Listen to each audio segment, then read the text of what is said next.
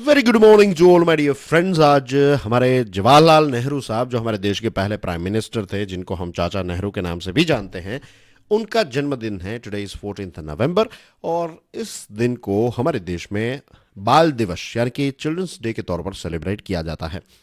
जवाहरलाल नेहरू साहब का कोट ये बहुत ही इंटरेस्टिंग है और हम सब पर ये इम्प्लीमेंट होता है, हम सब के लिए ये कोट है। I am also included in this. Our chief defect is that we are more given to talking about things than to doing them. हमारा सबसे बड़ा अगर कोई फॉल्ट है, कोई ऐसी खामी है जिस पर हमें काम करना चाहिए, हम सबको काम करना चाहिए, दैट इज हम बातें बड़ी बड़ी करते हैं कि ये करेंगे वो करेंगे, हम प्लान्स बड़े बड़े बनाते हैं, हमारे पास बहुत ही आउटस्टैंडिंग आइडियाज रहते हैं, लेकिन एग्जीक्यूशन, एक्शन, उन चीज़ों को करना जो है उसमें एक बहुत बड़ा डिफरेंस रह जाता है। You will always find this thing कि ज्यादातर जो सक्सेसफुल लोग हैं, जो जहां पर उनको वो पहुंचना चाहते हैं वहां पर पहुंच गए, ये सारे लोग जो हैं उनके अंदर एक चीज आपको देखने को मिलेगी कि उन्होंने वो एक्शन ली, उन्होंने वो चीज की। जो लोग मीन्स अगर आपके पास एक आउटस्टैंडिंग ग्राउंड ब्रेकिंग आइडिया है लेकिन उसका इम्प्लीमेंटेशन ही नहीं करते, उस पर कोई एक्शन ही ले लेते, तो उस आइडिया की कोई कीमत नहीं है। आइडिया जो है उसकी कोई कीमत ही नहीं है। इम्प्लीमेंटेशन और एग्जीक्यूशन जो है वही रिजल्ट क्रिएट करते हैं। तो एक बहुत ही इंटरेस्टिंग चीज जो है वो हम जवाहरलाल नेहरू साहब से सीख सकते हैं।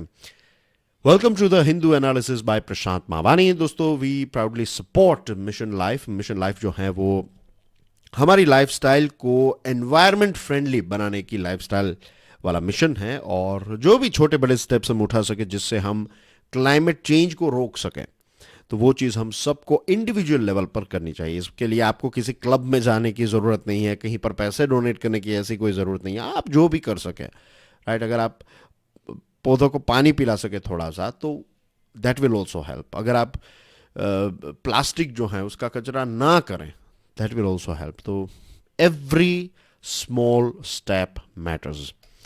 दोस्तों, आज का हमारा पहला टॉपिक है आघातकारी निर्णय।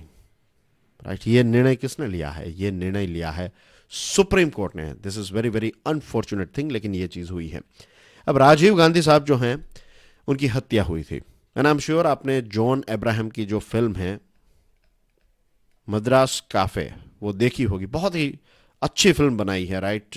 जॉन अब्राहम की एक्टिंग भी काफ़ी अच्छी और स्टोरी भी मुझे तो काफ़ी पसंद आया। आई एम श्योर ये हिट गई थी फिल्म, तो बहुत सारे आप में से बहुत सारे लोगों को ये फिल्म जो है वो पसंद आई होगी। नाउ, सुप्रीम कोर्ट ने क्या डिसीजन लिया है? सुप्रीम कोर्ट ने यह डिसीजन लिया है कि राजीव गांधी हत्याकांड के जो दोषी हैं, ये सारे के सारे लोगों को समय से पहले रिहा करने का डिसीजन लिया है, और इस निर्णय को आघातकारी बताया जा रहा है। राजीव गांधी साहब हमारे देश के पूर्व प्रधानमंत्री तो थे ही, लेकिन उनके साथ साथ 14 अन्य लोगों को भी ये जो एक सुसाइड अटैक हुआ था, सुसाइड बॉम्ब के माध्यम से उनकी हत्या हुई, और उनके साथ साथ दूसरे जो लोग हैं उनकी भी मृत्यु हुई। तो यहाँ पर हम बात करें 15 लोग जो हैं उनकी हत्या हुई, और इसी के साथ साथ बहुत सारे लोग जो हैं वो इंजर्ड भी हुए थे। मद्रास हाईकोर्ट ने कहा था कि ऐसा सुप्रीम कोर्ट को नहीं करना चाहिए, या फिर मद्रास हाईकोर्ट का ओपिनियन ये था कि ये लोग जो हैं ये आजीवन कारावास में है, तो इनको ऐसे ही रहना चाहिए, इनको रिहा जो है वो नहीं करना चाहिए। केंद्र सरकार ने भी यही कहा था कि इनको छोड़ना नहीं चाहिए, लेकिन मद्रास हाईकोर्ट और केंद्र सरकार के जो ओपिनियंस हैं उसके विरोध में जाकर सुप्रीम कोर्ट ने एक खराब उदाहरण जो है वो पेश किया है। अब सुप्रीम कोर्ट ने क्या बताया पता है? सुप्रीम कोर्ट ने यह कहा है कि सजा काट रहे दोषियों जो हैं तो इनका चाल चलन अच्छा था, इन्होंने अपने आप को एजुकेट किया, इन्होंने अपने आप को बहुत अच्छी तरीके से, means they were trained guerrillas, you know, जो लोग इसमें शामिल थे, तो ऑफ कोर्स उनके अंदर वो डिसिप्लिन है, ऑफ कोर्स वो एक बड़ा मिशन लेकर चल रहे हैं, राइट। तो LTTE जो हैं तो उसके साथ जुड़े हुए हैं, तो उनके अंदर वो चीज़ तो होगी ही, और मीन्स डिसिप्लिन, ये सारी चीज़ है, यू नो, क्योंकि उसके बिना तो वो, मीन्स आप सोचिए, प्रधानमंत्री को मारने की साजिश करने वाला व्यक्ति कोई ऐसा वैसा थोड़ी होगा। लेकिन चलो ठीक है कि उनका बिहेवियर अच्छा है, दैट्स अ गुड थिंग। उन्होंने अपने आप को एजुकेट किया, गुड फॉर देम। लेकिन इसका मतलब ये बिल्कुल नहीं है कि वो क्वालिफाई होते हैं कि वो जेल के बाहर उनको रिहा किया जाए। लगभग वो कुछ 30 सालों से तो अंदर हैं ही, लेकिन फिर भी उनको छोड़ना जो है, this is not good. The reason is कि एक बहुत ही रॉन्ग मैसेज जाएगा कि अगर आप पॉलिटिकल लीडर्स को या फिर कोई ऐसे लोगों को मार देते हैं जो बहुत ही इंपॉर्टेंट हैं, और फिर आपके बिहेवियर से फिर उनको रिहा, मीन्स आपका अच्छा बिहेवियर रहा तो कोर्ट आपको रिहा कर देगी, तो ये एक बहुत ही रॉन्ग सिग्नल जाएगा। दूसरी जो चीज़ है वो ये है कि पंजाब के पूर्व मुख्यमंत्री बेअंत सिंह जो हैं, तो उनकी भी हत्या की थी।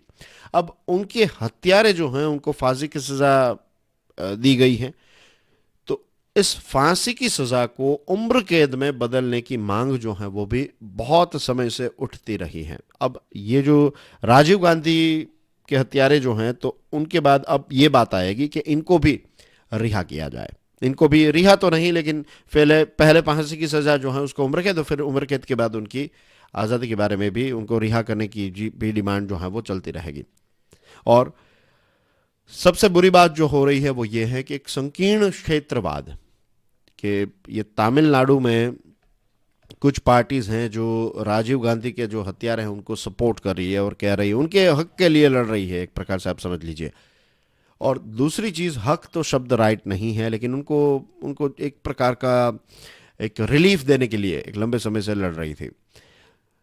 दूसरी जो चीज़ है वो ये है कि राहुल गांधी साहब और प्रियंका गांधी जो हैं, दोनों they are like kids of son and daughter of Rajiv Gandhi, right. तो वो यहाँ पर जेल में जाकर ये जो कैदी हैं जिन्होंने उनके पिताजी की हत्या की, तो उनको जाकर मिले भी थे और ये भी बताया था कि हमने उनको माफ़ कर दिया है। चलो, इट्स अ गुड थिंग, एक अच्छा जेस्चर है, बट ये करने की ज़रूरत जो है वो नहीं थी। आई एम नॉट सेइंग कि माफ़ नहीं करना चाहिए, चलो माफ़ कर दो, वो उनकी पर्सनल चॉइस है, एक बड़ी बात है, एक बड़ी बात होती है।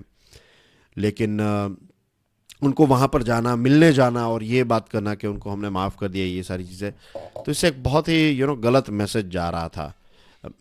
This is what I personally think, right, कि ये गलत मैसेज है कि आप वहाँ पर जाकर उनको मिल रहे हैं। हाँ, आपने माफ़ कर दिया अपने लेवल पर, दैट्स अ डिफरेंट थिंग, फिर वहाँ पर जाकर मिलने की कोई ज़रूरत नहीं थी, लेकिन वो गए, अगेन उनकी चॉइस है। लेकिन फिर ऐसे डिमांडें जो हैं वो फिर क्रिएट होती हैं, और अलग अलग पार्टीज़ जो हैं, मीन्स ऐसे लोकल कुछ पार्टीज़ रहती हैं, तो वो फिर समर्थन देते हैं कि नहीं, ऐसे लोग, मीन्स यहाँ पर पंजाब में कुछ ऐसी पार्टीज़ हैं जो सपोर्ट कर रही है, कि ऐसे कुछ ऐसे यूनियंस हैं, कुछ ऐसे लोग हैं जो सपोर्ट कर रहे हैं कि बेअंत सिंह जो हैं तो उनके हथियारों को छोड़ दिया जाए। तो ये जो सुप्रीम कोर्ट का डिसीजन है, ये टू बी ऑनेस्ट ये मुझे नहीं लगता कि राइट डिसीजन लिया है।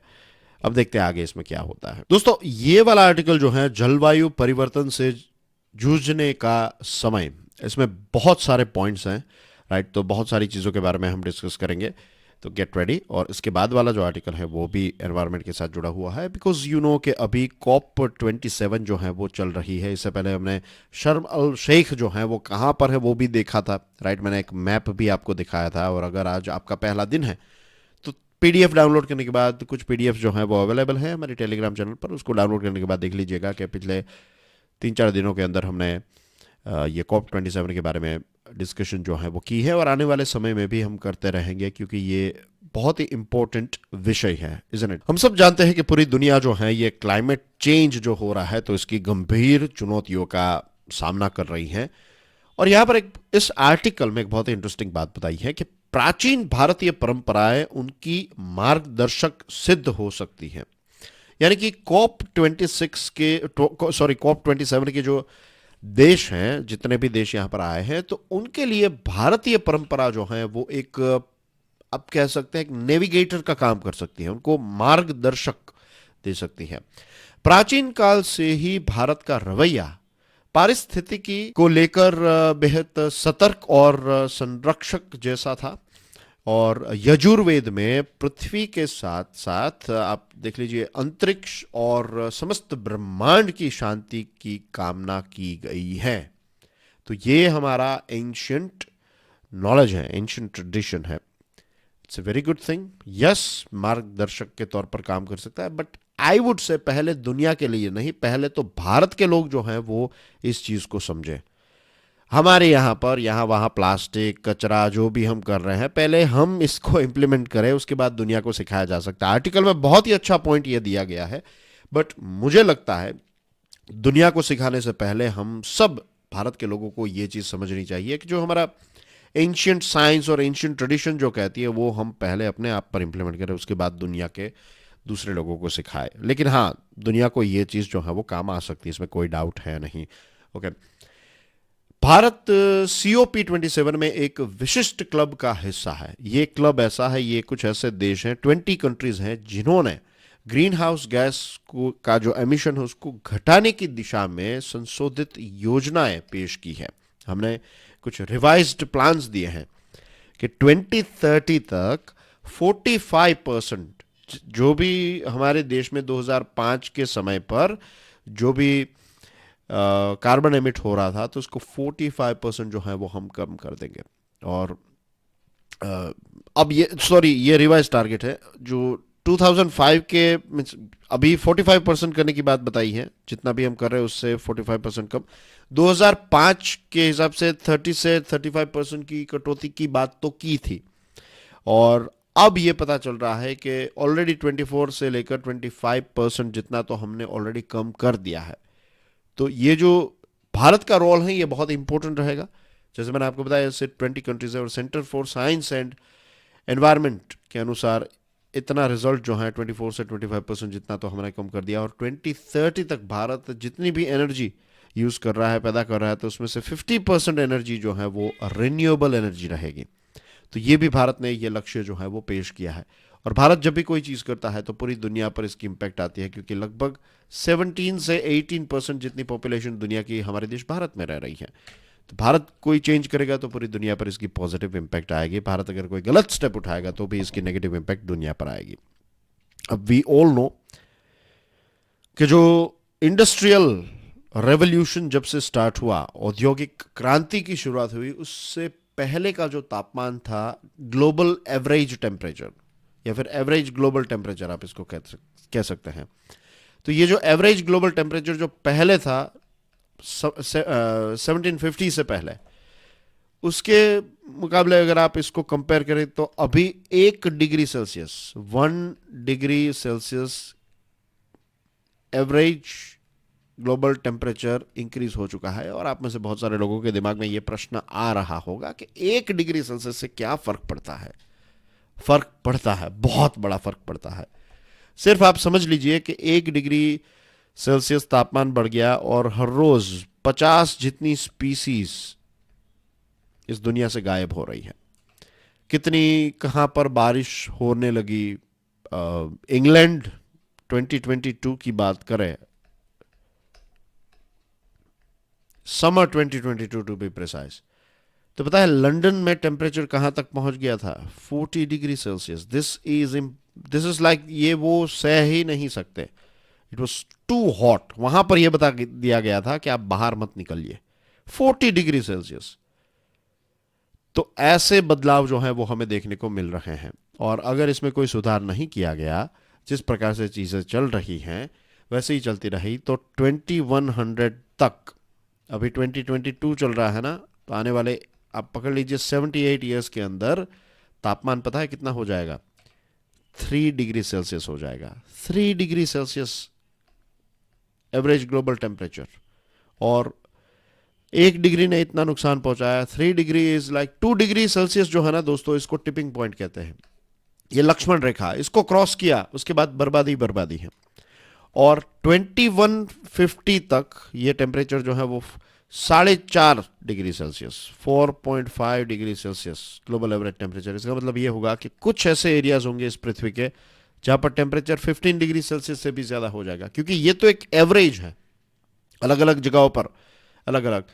तो जिन जिन जगहों पर लेट्स से समर के टाइम पर भारत के वे सारे क्षेत्र जहां पर let's say 45 degree Celsius temperature हो जाता है, तो वहां पर अगर 60 डिग्री सेल्सियस हो गया तो क्या होगा आप सोचिए। क्योंकि ये 1 डिग्री सेल्सियस जो मैं बता रहा था, तो कुछ जगहों पर ऐसा हुआ है कि वहां पर 8 डिग्री सेल्सियस 9 डिग्री सेल्सियस तापमान जो है वो बढ़ चुका है, क्योंकि 1 degree Celsius is just an average, पूरी दुनिया की एवरेज है ये। तो विनाश इसके अलावा और कुछ चीज नहीं होगी। समुद्र का स्तर बढ़ेगा, बहुत सारे आइलैंड्स जो हैं वो डूब जाएंगे, भारत के भी बहुत सारे सिटीज जो हैं वो डूब जाएंगे। और जो महासागर हैं उसमें एसिडिटी जो है वो काफ़ी ज़्यादा बढ़ जाएगी, बहुत सारे जीव जो हैं वो हमेशा हमेशा के लिए मर जाएंगे। और पूरी दुनिया इस समय 40 वर्ष पहले की तुलना में 3 गुना अधिक प्रतिकूल मौसमी परिघटनाओं से जूझ रही है। तो वी ऑल नो राइट, इन इन सारे टॉपिक्स पर हमने इससे पहले भी डिस्कशन की थी। कुछ इंटरेस्टिंग फैक्ट्स है तो ये सारी चीज़ें मैं आपको बता रहा हूँ। पिछले 2 दशकों में 19 दिनों में दर्ज गर्मी ने, हाँ, 19 दिनों में दर्ज गर्मी ने सभी रिकॉर्ड्स तोड़ दिए। इतिहास के करीब 50% सबसे भयंकर चक्रवात बीती 2 शताब्दी में आए। अगले 80 वर्षों में 50 करोड़ लोग पलायन के लिए बाध्य होंगे। 4 करोड़ काल का ग्रास बन जाएंगे। आप सोचिए, पानी की किल्लत, खराब सेहत, पानी की किल्लत, खराब सेहत और भूखमरी और गर्मी, ये सारी चीज़ों की वजह से, यहाँ पर थोड़ा टाइपिंग में मिस्टेक हो गई है, लेकिन मेन पॉइंट्स है पानी की किल्लत, ख़राब सेहत, फिर भूखमरी और गर्मी, ये चीज़ों की वजह से उत्पादन जो है उसमें गिरावट आएगी। सालाना 40 ट्रिलियन यानी कि 40 लाख करोड़ डॉलर का नुकसान होने का, 40 लाख, यहाँ पर 40 ट्रिलियन यानी कि 40 लाख करोड़ डॉलर का नुकसान होने का अनुमान है। और यह लक्ष्य, जिस प्रकार से हम लक्ष्य सेट करते जा रहे हैं दुनिया, और बड़ी बड़ी बातें, अगेन जवाहरलाल नेहरू साहब का जो कोट है वो दुनिया पर भी इम्प्लीमेंट होता है कि बड़ी बड़ी बातें होती है, बड़े बड़े प्रोमिसेस होते हैं, लेकिन उनको फॉलो या फिर इम्प्लीमेंट जो है वो नहीं किया जाता। तो जिस प्रकार से चीज़ें जा रही है, ऐसा लग रहा है कि ये लक्ष्य को हम अचीव नहीं कर पाएंगे। हम, यानी कि भारत की बात नहीं कर रहे हो, दुनिया की बात हो रही है, और चीज़ें जो हैं वो डाउनफॉल की तरफ आगे जा रही हैं। अब 27, ये जो COP27 है, उसमें मुद्दा ये है कि जो क्षतिपूर्ति है, जो नुकसान हो गया है, तो उसका कॉम्पनसेशन कौन देगा। 1992 में रियो डी जेनेरियो, जो ब्राज़ील का सिटी है, तो वहाँ पर एक अर्थ समिट हुई थी, एक बहुत ही इंपॉर्टेंट समिट हुई थी 1992 में। और इस 1992 की समिट जो है, तो यहाँ पर UN framework convention on climate change पर हस्ताक्षर किए गए। और ये जो 1992 अर्थ समिट है, तो इसमें कृषि के भविष्य का खाका भी पेश किया गया था। और यहाँ पर जो कृषि की बातें हुई, तो उसमें ये सारी चीज़ों के सपोर्ट के बारे में, फॉर एग्जांपल आज अगर मैं कहूँ तो कौन कौन सी नई चीज़ें कृषि में आ चुकी हैं, तो बहुत सारे मशीन्स का इस्तेमाल किया जा सकता है, ड्रोन्स का इस्तेमाल किया जा सकता है, सैटेलाइट का इस्तेमाल किया जाता है ताकि पता चले कितनी, फिर सेंसर्स का इस्तेमाल किया जाता है, तो आपको कितना पानी डालना है, कितनी खाद डालनी है, ये सारी चीज़ें। तो ये लेटेस्ट टेक्नोलॉजी जो है, ये सारी चीज़ों का इस्तेमाल हमें करना चाहिए ताकि कम से कम रिसोर्सेस से हम ज़्यादा से ज़्यादा खेती या फिर ज़्यादा से ज़्यादा फसल उगा सके। वे सारे सीड्स पर हमें फोकस करना चाहिए, वे सारे क्रॉप्स पर हमें फोकस करना चाहिए जो इतनी गर्मी में भी कम से कम या फिर ना केमिकल का इस्तेमाल किए बिना उसकी पैदावार अच्छी हो सके, जो बैक्टीरिया के खिलाफ लड़ सके, चाहे वो जेनेटिकली मॉडिफाइड क्रॉप हो। तो ये सारे नए नए बदलाव जो हैं उसको हमें एक्सेप्ट करने पड़ेंगे। तो ये सारी चीज़ों के बारे में कृषि में 1992 से ही बात हो रही है, और उसके बाद तो बहुत सारी अपडेट्स भी आई हैं इसमें। हमारे देश में सबसे बड़ा प्रॉब्लम यह है कि औसत जोत का आकार जो है वो बहुत छोटा होता है। छोटे किसान हमारे देश में सबसे ज़्यादा है, तो उनके पास उतना कोई सेविंग नहीं रहता है, उतने पैसे नहीं रहते कि वो ये सारी लेटेस्ट टेक्नोलॉजी का इस्तेमाल कर सके या फिर लेटेस्ट चीज़ों का इस्तेमाल कर सके। तो इसके लिए जो FPO हैं, किसान उत्पादक संगठन, फार्मर्स प्रोड्यूसर ऑर्गेनाइजेशंस जो हैं, तो इनको आगे आना चाहिए और ये टेक्नोलॉजी, पैसे, ये सारी चीज़ें पहुंचानी चाहिए। सरकार को सब्सिडी के साथ साथ अनुदान यानी कि ग्रांट्स देने की ज़रूरत होगी, कम ब्याज पर अग्रिम ऋण मिले उनको। और ये सारी चीज़ों के माध्यम से हम स्वच्छ वातावरण क्रिएट कर सकते हैं, और स्वस्थ जीवन अगर हम जिए तभी ये सारी चीज़ों को रोक पाएंगे, वरना this will go on and on. इन्हीं बातों को, इसी टॉपिक को और कंटिन्यू करें तो यहाँ पर भी आपको कुछ इंटरेस्टिंग फैक्ट्स पढ़ने को मिलते हैं। जलवायु सम्मेलन की चर्चाओं से परे 1972, this is very very important fact for you guys, अगर नहीं पता है तो ये फैक्ट समझ लीजिए। स्टॉकहोम जो है उसमें आयोजित हुई थी एक मीटिंग, एक सम्मेलन हुआ था, और ये पहला जलवायु सम्मेलन हुआ 1972 में। अब तक पर्यावरण सुरक्षा को लेकर निराशा बढ़ती ही गई है। जब से 1972 में ये पहली मीटिंग जब हुई थी तो उस टाइम पर तो बहुत सारे देश इस चीज को मानते भी नहीं थे। वो कहते थे कि ऐसा कुछ है ही नहीं, क्या क्लाइमेट चेंज कुछ नहीं हो रहा है, थोड़े बहुत चेंजेस हो रहे हैं, वो ऑटोमेटिक बैक टू नॉर्मल, पृथ्वी में कुछ नहीं होगा, कितनी बड़ी है हमारी पृथ्वी, ये वो सारी बातें कर रहे थे उस टाइम पर 72 में। और आज देखिए कितने साल हो गए, 50 ईयर्स, राइट। 72 से अगर हम गिने तो 50 ईयर्स होते हैं ना, 72, 82, 92, यस 50 ईयर्स, 50 सालों के अंदर अब कोई ऐसा देश नहीं है जो ये कहेगा कि नहीं क्लाइमेट चेंज नहीं हो रहा है। सबको सबक जो है वो मिल गया, लेकिन अनफॉर्चुनेटली बहुत बड़ा नुकसान होने के बाद ये सबक मिला।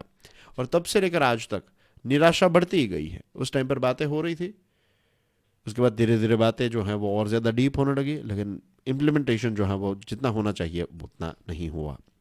जो कुछ हासिल हुआ है वो बहुत धीमी गति से हुआ है। हम ऐसा भी नहीं कह सकते कि कुछ हासिल ही नहीं हुआ। अवेयरनेस बढ़ी है, कितने सारे स्टेप्स हमने उठाए, भारत ने उठाया, दुनिया के अलग अलग देशों ने उठाए, ग्रीन एनर्जी, सारी चीज़ें होने लगी, लेकिन जो हासिल हुआ है वो बहुत धीमी गति से हुआ है। और अब जो हमें हासिल करना है वो बहुत तेज गति से करना है।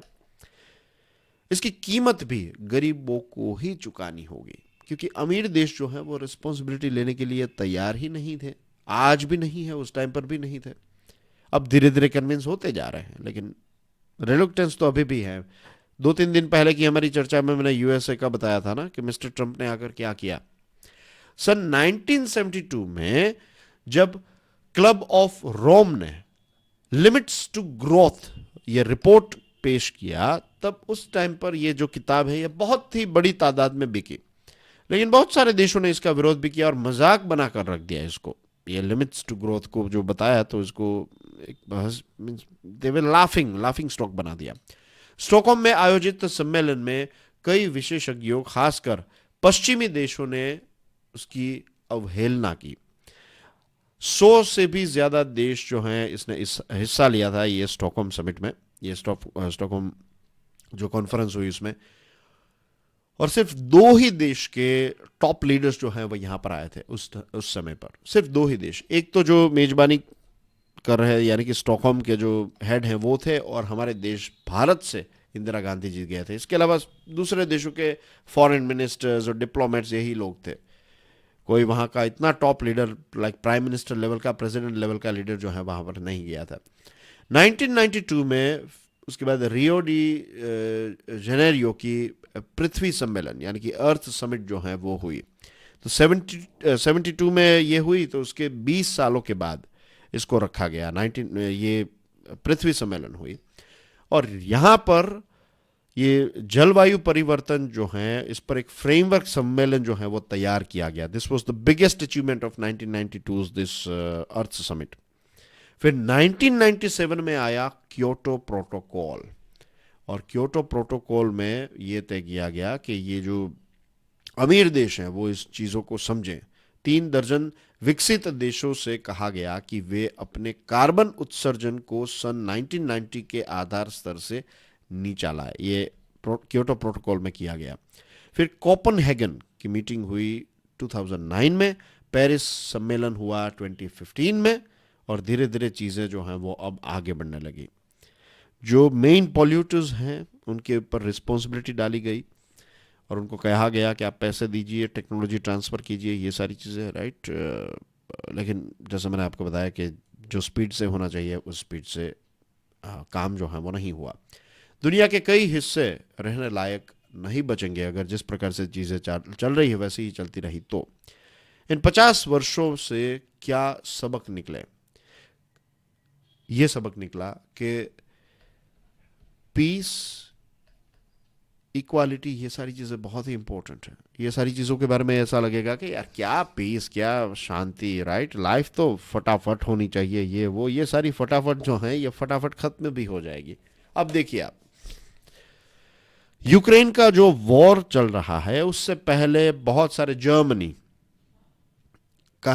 का ही एग्जांपल देता हूं मैं आपको। चलो, तो यूक्रेन के वॉर से पहले जर्मनी जो है वो ग्रीन रिन्यूएबल एनर्जी की तरफ अच्छी तरीके से आगे बढ़ रहा था। न्यूक्लियर पावर प्लांट्स भी जहां तक मुझे याद है उन्होंने शट कर दिया, बंद कर दिया जर्मनी ने। तो एक ऐसा देश जो इस दिशा में जा रहा था, अब यूक्रेन का युद्ध चला है तो उनके पास कोई ऑप्शन नहीं, अब उनको कोयले का इस्तेमाल करना ही पड़ेगा।